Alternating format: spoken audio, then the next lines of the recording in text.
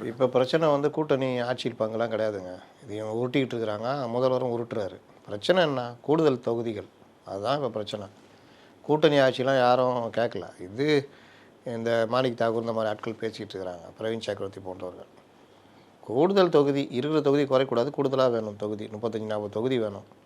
அதுக்கு தாவேகா இருக்கிறத வச்சுட்டு இவங்க பிரிமான் பண்ணிகிட்ருக்காங்க. இதுதான் காரணம்.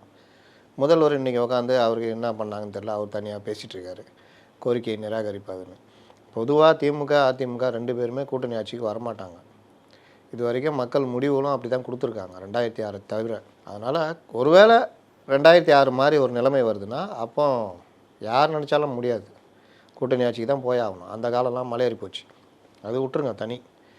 திமுக காங்கிரஸ் இந்த இதை வந்து திமுக இந்த பெரிய அண்ணன் மனோபாவத்திலேயே தான் மெயின்டைன் பண்ணுறாங்க. 2021 எப்படி தொகுதியில் குறைச்சாங்களோ அதே மாதிரி இந்த தடவையும் தொகுதிகளை குறைச்சி நம்ம அதிக தொகுதி நிற்கணும் அப்படின்ற இதில் தான் நகர்த்தாங்க. இது தெரிஞ்சு தான் திமுக காங்கிரஸு மற்றவர்கள் கொஞ்சம் உஷாராக இருக்கிறாங்க. ஏற்கனவே சிபிஎம்லாம் வாங்கி கட்டிக்கிட்டாங்க அவங்க தொண்டர்கள்ட்டையே. அதனால் கூடுதல் தொகுதி வேணுன்றதை வேறு வகையில் கேட்குறாங்க.